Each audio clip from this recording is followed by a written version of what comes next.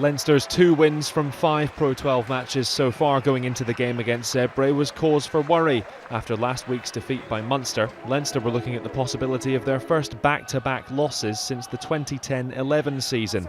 But they were given a boost 17 minutes in when Zebre lock Marco Bortolami was sent to the sin bin, the man in the number 5 shirt refusing to let go of an opposition leg, while Leinster put the pressure on inside the Zebre 22.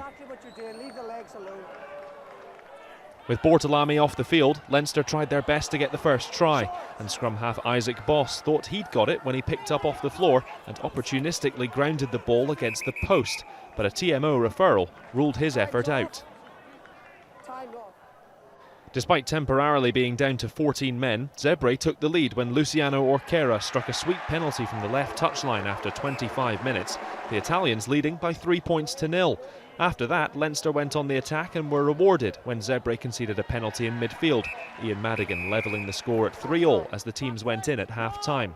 With just the 2 penalties in the first half, the game needed livening up, and man of the match Madigan provided the spark in the 44th minute, spotting 2 Zebre forwards in the defensive line. The fly half showcased some neat footwork to go in untouched for Leinster's first try, which he converted himself.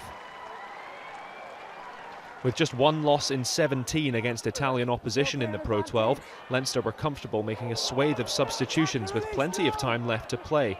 It disrupted the flow of the match a bit, but when the champions settled again, they had their second try. Leinster recycled, and substitute Luke McGrath went over in the 67th minute. Another substitute, Jimmy Gopperth, added the extras after Madigan took a big hit in the build-up, and Leinster saw the game out, finishing 20 points to 3 for their 3rd win of the season. And there's plenty more rugby coming your way in the next 7 days from all over the rugby world. Starting in Europe and starting on Thursday evening, it is the start of the new European season. Challenge Cup, Gloucester against Brive from Kingsholm. That's at 7:30 on Sky Sports 1. And then we cast forward to Saturday and Sunday and the Champions Cup itself. Sale Sharks take on Munster at 12:30 on Sky Sports 2. We're on 2 all day. Racing Metro hosts from Paris, and we'll be there with them as they welcome the Saints in fine form at 5 o'clock.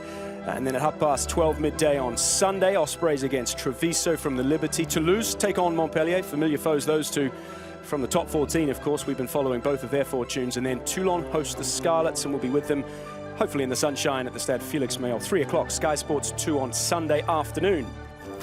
There's also rugby from the Southern Hemisphere, and we've reached the semi-final stages of both the ITM Cup in New Zealand and South Africa's Currie Cup. Semi-final 1 and 2 on Friday and Saturday mornings, respectively, from New Zealand.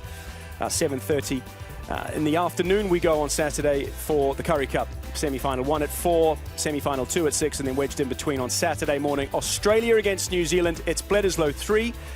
I guess the trophy itself is decided, but both are warming up for their trip to this part of the world. That's at 9:45 Saturday morning on Sky Sports 2.